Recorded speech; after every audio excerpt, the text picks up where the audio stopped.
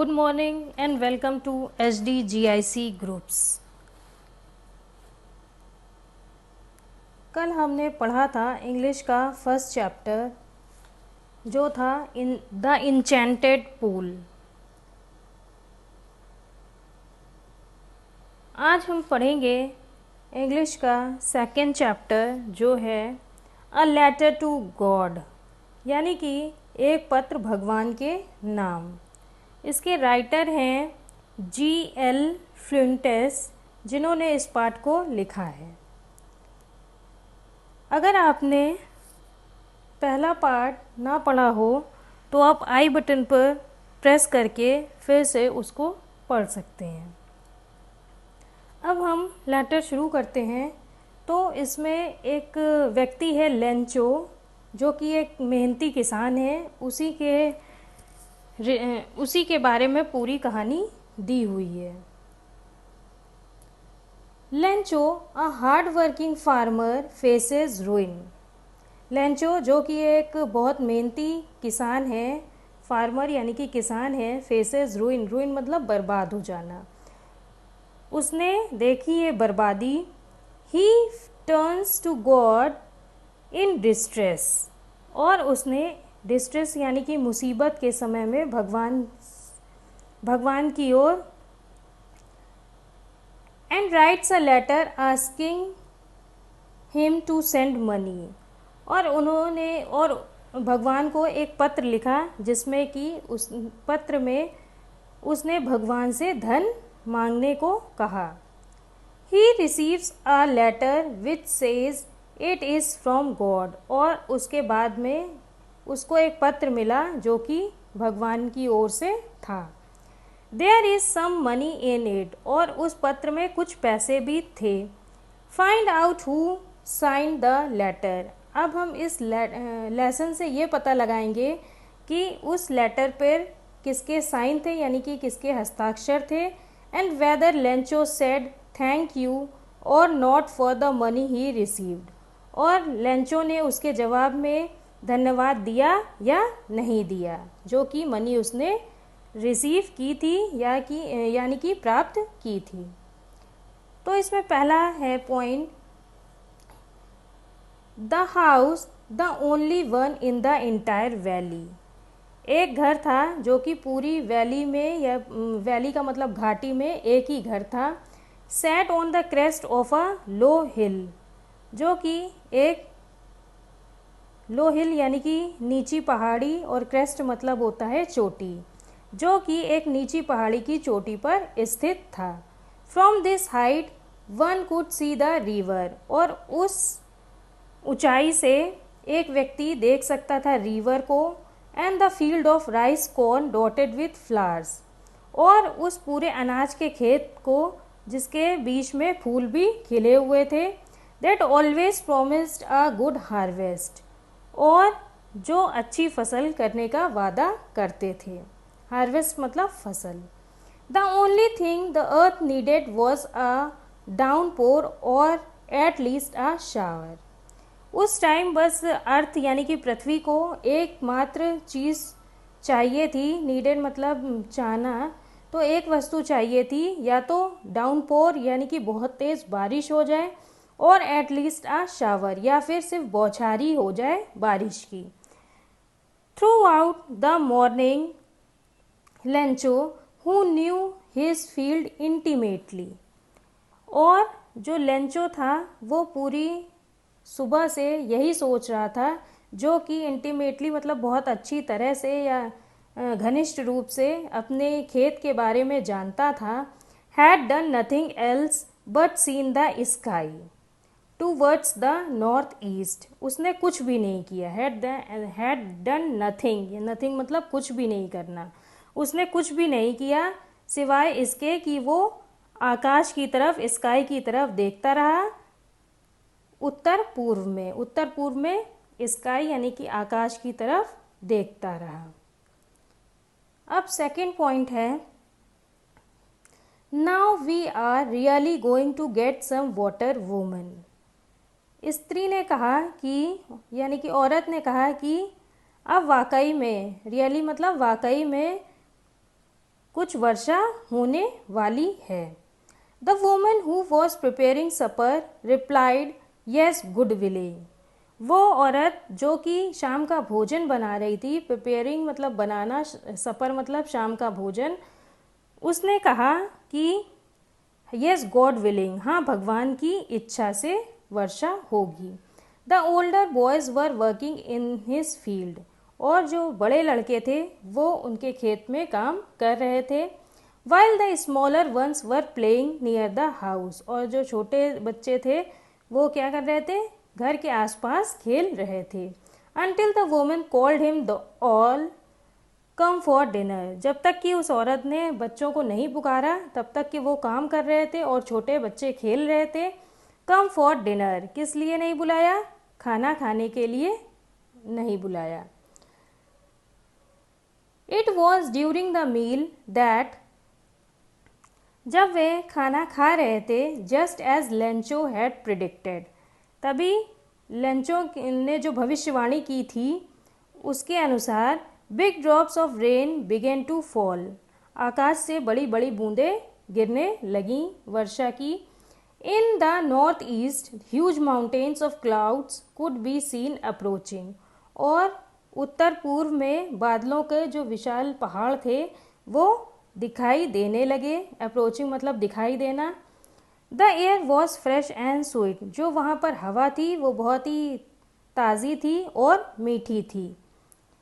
The man went out for no other reason than to have the pleasure of feeling the rain on his body. जो Lencho थे वो अब pleasure यानी कि आनंद लेने के लिए, वो वर्षा का आनंद लेने के लिए बाहर आ गए।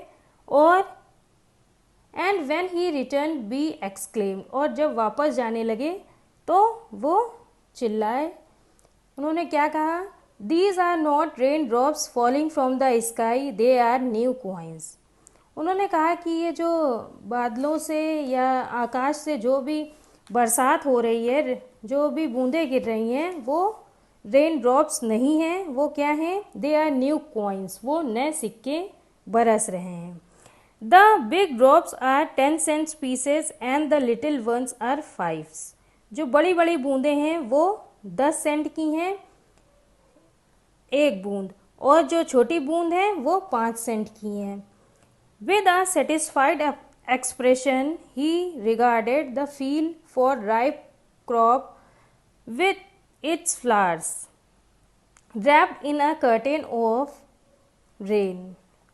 उन्होंने संतुष्टि, सेटिस्फाइड मतलब संतुष्टि और एक्सप्रेशन मतलब भाव, उन्होंने संतुष्ट भाव से उन फूलों सहित अनाज के अपने खेतों की वर्षा को देखा और उनको ऐसा लगा कि ड्रैप्ड यानी कि ढका हुआ या लिपटा हुआ, in the curtain of rain, कि पूरा जो उनका खेत है वो बारिश से पूरा ढका हुआ है।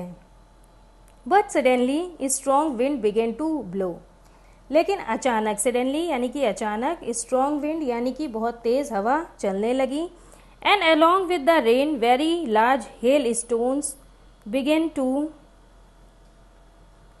हेल स्टोन्स होते हैं ओले, और बरसात के साथ साथ बहुत बड़े बड़े अचानक से ओले भी गिरने लगे। These truly did resemble new silver coins, और ऐसा लग रहा था कि ये अब नए चांदी के सिक्के के जैसे दिख रहे हों। The boys exposing themselves to the rain ran out to collect the frozen pearls, और जो लड़के थे वो भी अब बारिश का आनंद लेने के लिए बाहर आए और जो भी मोती पड़े हुए थे, जमे हुए मोती यानी कि ओले, उनको कलेक्ट यानी कि इकट्ठा करने लगे। It's really getting bad now exclaim the man. It, अब उस आदमी यानी कि लेंचो ने कहा कि ये वाकई में बहुत ज़्यादा बुरा हो रहा है। I hope it passes quickly, मुझे आशा है कि जल्दी ही ये बंद हो जाएंगे या ओले गिरना बंद हो जाएंगे। It did not pass quickly, लेकिन वो जल्दी ख़त्म नहीं हुए। For an hour the hell rained on the house, और एक घंटे तक जो ओले थे वो गिरते रहे। ऑन द हाउस यानी कि घर पर, गार्डन खेतों में, द हिल साइड में, द कॉर्न फील्ड पूरे खेत में, and on the whole valley और पूरी घाटी में। हर जगह जो ओले थे वो लगातार गिरते रहे। द फील्ड वॉज वाइट, और जो पूरा खेत था वो सफ़ेद हो गया। As it covered with salt, और ऐसा लग रहा था कि इतना सफ़ेद हो गया कि जैसे उसमें पूरा नमक की एक परत चढ़ गई हो। Not a leaf remained on the trees, और जो पेड़ थे उसमें अब एक भी पत्ता नहीं बचा था। लीव्स यानी कि पत्ता। The corn was totally destroyed, और जो पूरा अनाज था वो पूरा नष्ट हो चुका था पूरी तरह से। The flowers were gone from the plants, और जो फूल थे पौधों में वो भी पूरे गायब हो गए थे। Lencho soul was filled with sadness, जो लेंचो की आत्मा थी वो सैडनेस यानी कि दुख से पूरी भर गई। When the storm had passed, और जब तूफान ख़त्म हो गया या चला गया, he stood in the middle of the field and said to his sons, वो अपने मिडल यानी कि बीच में, फील्ड या मतलब कि खेत, तो वो अपने खेत के बीच में खड़ा हो गया और अपने बच्चों से कहा, अ plague of locust would have left more than this. उन्होंने कहा कि जो लोकस्ट यानी कि टिड्डियाँ होती हैं, कि टिड्डियों का बस आक्रमण इससे अधिक नहीं होता।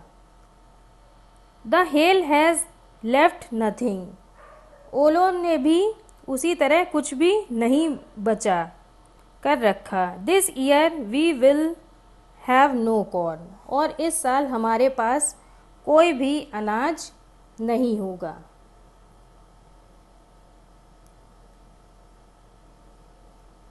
The night was a sorrowful one, और जो रात थी वो बहुत ज़्यादा दुख भरी थी। All our work for nothing, उसने कहा कि हमारी सारी मेहनत जो है वो बेकार हो गई, जो हमने इतना वर्क किया था वो सब बेकार हो गया। There's no one who can help us, और यहाँ कोई भी ऐसा नहीं है जो कि हमारी हेल्प कर सके या हमारी मदद कर सके। We will all go hungry this year, hungry यानी कि भूखा।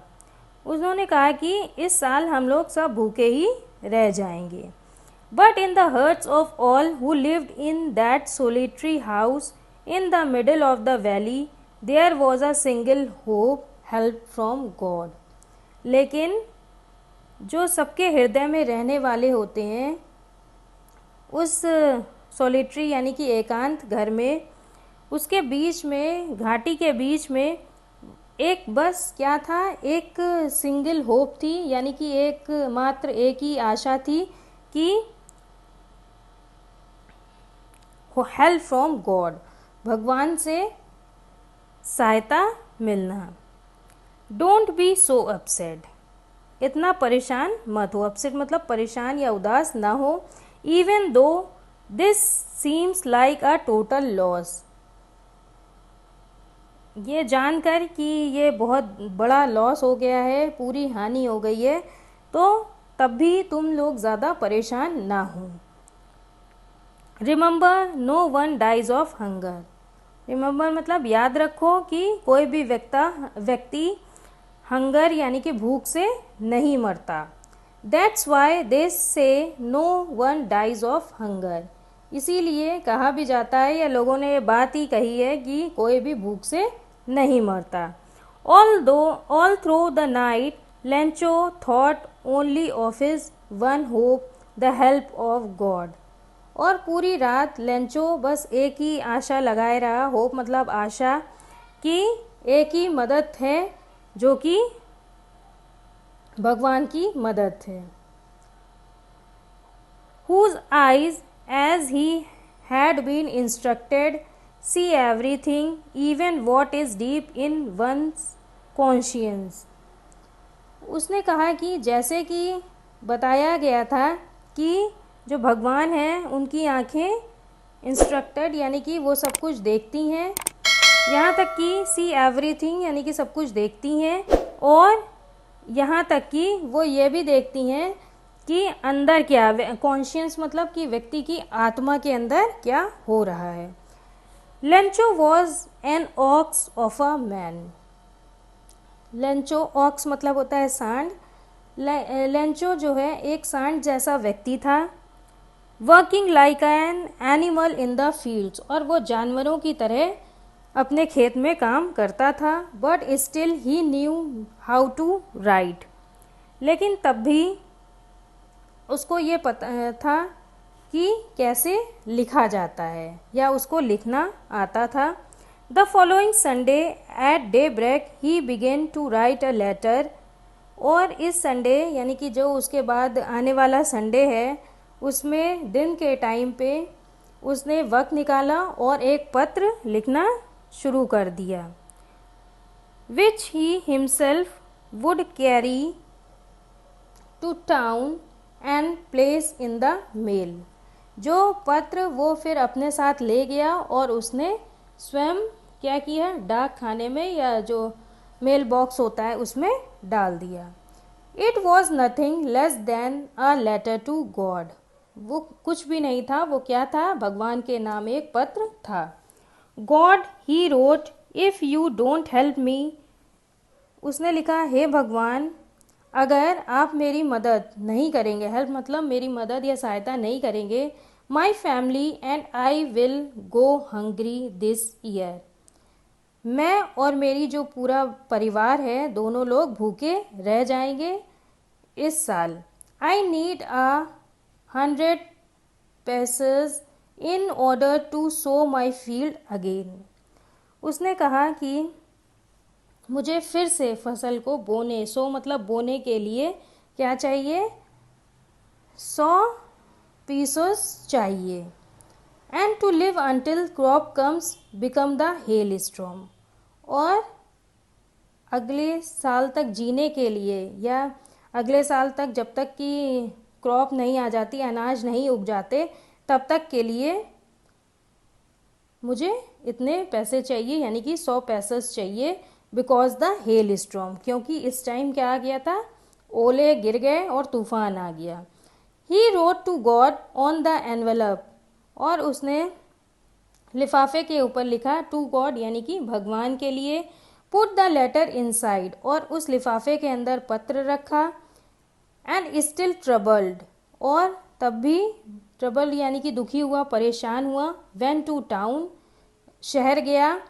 Eight the post office he placed a stamp on the letter and dropped it into the mail box. वो शहर गया और पोस्ट ऑफिस गया.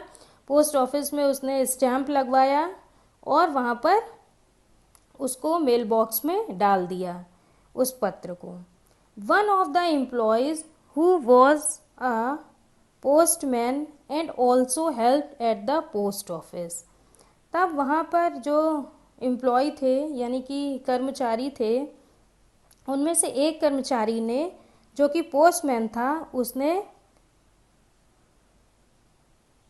And also help at the post office, और post office में मदद भी करता था, सहायता भी करता था. वेन टू हिज बॉस, अपने बॉस के पास गया. And laughing heartily and showed him the letter to God. और अंदर ही अंदर मतलब दिल से या हर्ट से हंसा और उसने उस पत्र को अपने बॉस को दिखाया कि उसमें लिखा था कि ये पत्र भगवान के नाम है. Never in his career as a postman had he known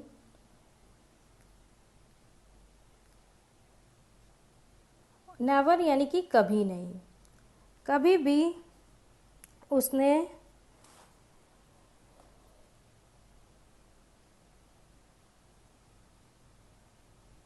इस बात का कभी नहीं देखा है, मतलब कि वो इतने साल तक पोस्टमैन रहा, तभी भी उसने ये नहीं देखा कि किसी लेटर में ये लिखा है कि ये पत्र जो है वो भगवान के नाम है।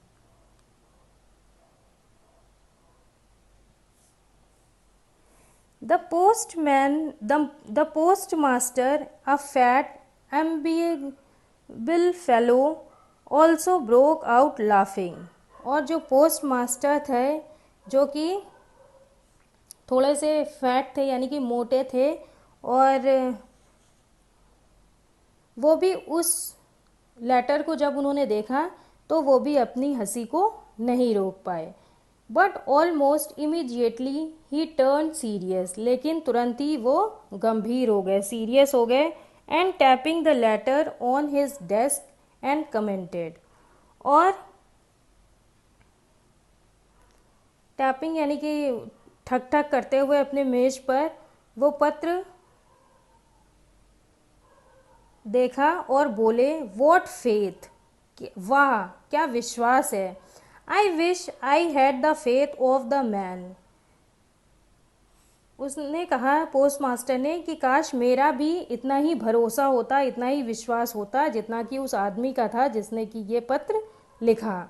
Starting up a correspondence with God, और उसने भगवान से करेस्पॉन्डेंस यानी कि बातचीत करना शुरू की, पत्र व्यवहार करना शुरू किया।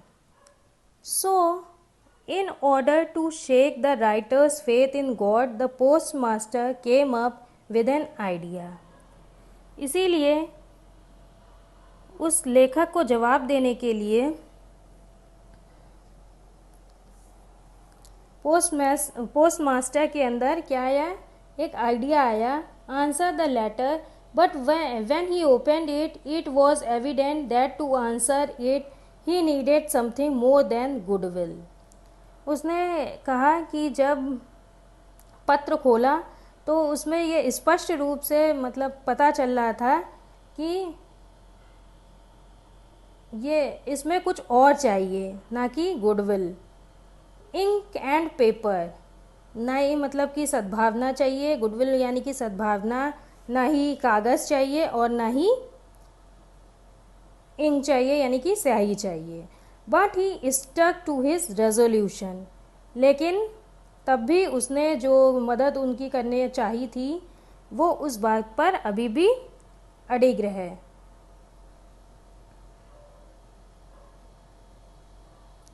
He asked for money from his employees, उसने अब क्या करना शुरू किया पोस्ट मास्टर ने, उसने सब अपने जितने भी उनके एम्प्लॉयज़ थे, कर्मचारी थे, उनसे पैसा मांगना शुरू किया। He himself gave part of his salary, और उसने अपनी स्वयं की सैलरी से या वेतन से भी थोड़ा पैसा दिया। And several friends of his were obliged to give something for an act of charity, और उनके सभी जितने भी फ्रेंड्स थे या मित्र थे, ओब्लाइज यानी कि परोपकार समझ के उन्होंने सबको चैरिटी देने के लिए या धन देने के लिए, दान देने के लिए मजबूर किया।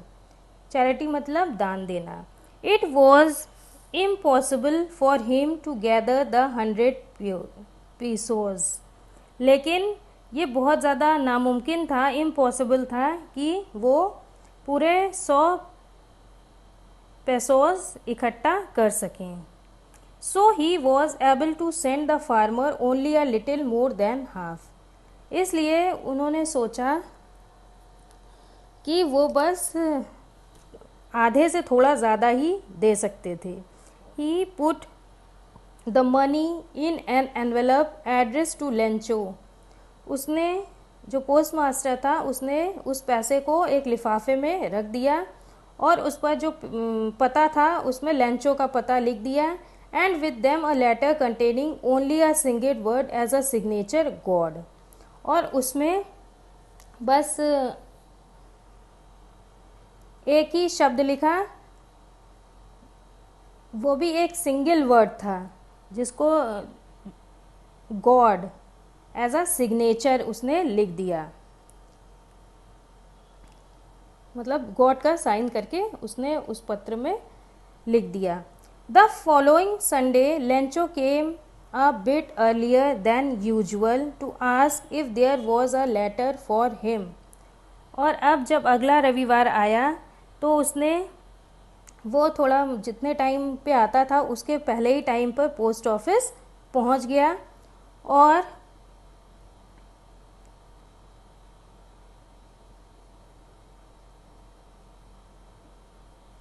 वहाँ पर पूछा। It was a postman himself who handed a letter to him.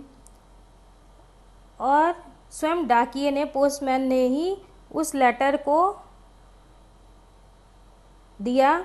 While the post master experiencing the containment of the man. उस समय जो कि पोस्ट मास्टर थे उन्होंने क्या एक्सपीरियंस किया, क्या अनुभव किया कि उस व्यक्ति को कितना संतोष मिल रहा है। Who has performed a good deed looked on from the doorway of his office. उस व्यक्ति को कितना संतोष मिल रहा है जिसने कि ये अच्छा कार्य किया होगा। उसने, जो पोस्ट मास्टर थे, उन्होंने अपने ऑफिस के दरवाजे से ये देखा। डोरवे यानी कि दरवाजे से ये देखा। Lencho showed not the slightest surprise on seeing the money. लेकिन जब लेंचो ने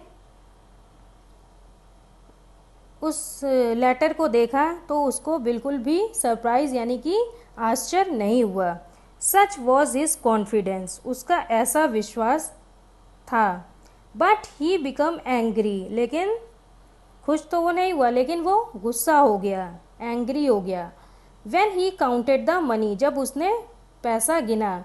God could not have made a mistake nor could he has denied Lencho for what he had requested. उसने कहा कि मिस्टेक यानी कि गलती, भगवान ने ऐसी गलती की नहीं होगी और ना ही उन्होंने लेंचो को डिनाइड मतलब पैसा देने से मना किया होगा जो कि उसने रिक्वेस्ट की थी यानी कि प्रार्थना की थी। Immediately Lencho went up to the window to ask for paper and ink. फिर से क्या किया लेंचो ने, फिर से विंडो पर खड़ा हो गया और वहाँ पर उसने पेपर और इंक मांगना शुरू कर दी। On the public writing table, जिस पे सब लोग सार्वजनिक मेज पे जो लोग लिखते हैं उसी पर उसने ही स्टार्टेड टू राइट, लिखना प्रारंभ कर दिया। With much wrinkling on his brow. Wrinkling यानी कि उसके ने अपने ब्रो यानी कि भौं पर उसके लिखते टाइम बल पड़ रहा था। Caused by an effort he had to make to express his ideas। और उसने